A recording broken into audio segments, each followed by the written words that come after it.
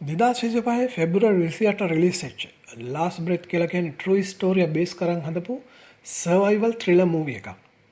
මේකේ ක්‍රිස් කියලා කියන්නේ අවදානම් සහිත රැකියාවක නිරත වෙලා ඉන්න කෙනෙක්. ඒ තමයි පොළොවට ගෑස් ලයින් මේන්ටෙනන්ස් රිපෙයාර් කරන කෙනෙක්. මෙයා ගෙදර ඉඳන් මිෂන් එකකට යන්න පිටත් වෙන්න හදන්නේ. එතකොට මෙයාගේ පෙම්වතිය කියන පරිස්සමෙන් ගිහිල්ලා ඉන්න කියලා. මේ දෙන්නම දන්නවා මේක අවදානමක් තියෙන රැකියාවක් කියලා. එතකොට ක්‍රිස් කියනවා බය වෙන්න එපා කිසි ප්‍රශ්නයක් වෙන්නේ නැහැ. ඩේවිඩ් සහ ඩංකන් කියන්නේ මෙයාගේ ගෲප් එකේ අනිත් දෙන්න.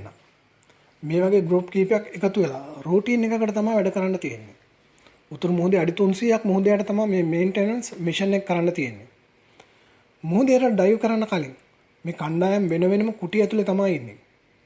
අදාළ ස්ථානයට ආවට පස්සේ එළියට එන්න කියලා මේගොල්ලන්ට පණිවිඩය හම්බ වෙනවා. ඉතින් මේගොල්ලෝ අදාළ ස්ථානට යන්නේ ඩයිවිං බෙල්ස් පාවිච්චි කරලා. මේ වලින් තමයි මේගොල්ලෝ අදාළ ස්ථානයට කිමිදෙන්නේ. ක්‍රිස් සහ ඩේවිඩ් ඩයිවිං බෙල් එකේ ඉඳලා තමන්ගේ වර්කින් ඒරියා එකට එහෙම නැත්නම් ඔයිල් පයිප් ලයින් තියෙන ජොයින්ට් එකක් තියෙනවා. මේකට කියන මැනිෆෝල්ඩ් එක කියලා. මෙන්න මේ ස්ථානෙට කිමිදෙනවා. ඩන්කන් කරන්නේ උඩට වෙලා අම්බිලිකල් ලයින් එක මොනිටර් සහ මැනේජ් කරන එක. අම්බිලිකල් ලයින් එකෙන් තමයි ඔක්සිජන්, ලයිට්නින්, කමියුනිකේෂන්, හීට් එක මේ ඔක්කොම සප්ලයි කරන්නේ. කොහොමද හදිස්සියෙම නැවේ DPS සිස්ටම් එක. එහෙම නැත්නම් ෂිප් එක හරි තැන තියාගෙන ඉන්න සිස්ටම් එක ක්‍රෑෂ් වෙනවා.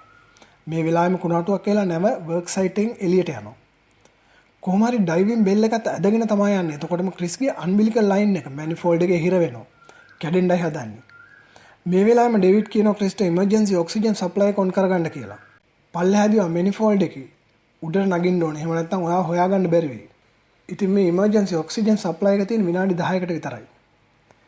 ක්‍රිස්ගේ අම්බිලිකල් ලයින් එක කැඩිලා මුහුදු පතුලට යනවා. ලිමිටඩ් එයා no communication. ෂිප් එකේ ඉන්න ක්‍රූ එක ලොකු වෙහෙසක් ගන්නවා සිස්ටම් එක ෆික්ස් කරන්න. මේගොල්ලන්ට ඇන්කර් එක පහළට දාන්නත් බෑ මොකද ගෑස් ලයින් ඩැමේජ් වෙන්න පුළුවන්. කොහොම හරි ක්‍රූ එක ෂිප් එක මැනුවල් ඔපරේට් කරන්න පටන් ගන්නවා. ඉන්ජිනියර් කෙනෙක් මේ සිස්ටම් එක රීබූට් කරන්න පටන් ගන්නවා. මේ අතර රිමෝට් වෙහිකල්යක් යවනවා ක්‍රිස් ඉන්න තැන බලන්න. ක්‍රිස් සිහිය නැතුව ඉන්නවා. හැබැයි මේගොල්ලන්ට පේනවා ක්‍රිස්ට පණ තියෙනවා කියලා. ක්‍රිස් තමන්ව මැනිෆෝල්ඩ් එකට තියලා ලොක් කරගෙන තමයි ඉන්නේ. නැත්තම් මේ වතුර හින්දා මෙයාව අහකට ඇදලා යන්න පුළුවන් නිසා. ඒක නිසා මේ රිමෝට් වෙහිකල් එකට ක්‍රිස් අරගෙන ඉන්න බැරි වෙනවා. කොහොම හරි සිස්ටම් එක රීබූට් කරලා ෂිප් එක නැවත වර්ක් සයිට් එක උඩට ගේනවා. ඩේවිඩ් නැවත යනවා ක්‍රිස්ව බේරගෙන ඉන්න. ඔක්සිජන් ඉවර වෙලා විනාඩි 29ක් ගෙවිලා ඉවරයි. කොහොම හරි ලොකු උත්සාහයක් දරලා ඩේවිඩ් ක්‍රිස්ව බෙල් එක ඇතුලට ගේනවා. කෘත්‍රිම ශ්වසනය දෙනවා කිසි ප්‍රතිචාරයක් නැහැ. විනාඩි 29ක් මොළයට ඔක්සිජන් යන්නේ නැහැ කියන්නේ බ්‍රේන් එක ඩැමේජ් වෙනවා. ක්‍රිස් මිය යනවා. මෙන්න මේ වෙලාවේ මිරකල් එකක් සිද්ධ වෙනවා. ක්‍රිස්ට සිහිය එනවා. ඇත්තටම මේක මිරකල් එකක්. මොකද මේක ට්‍රූ ස්ටෝරියක් නිසා.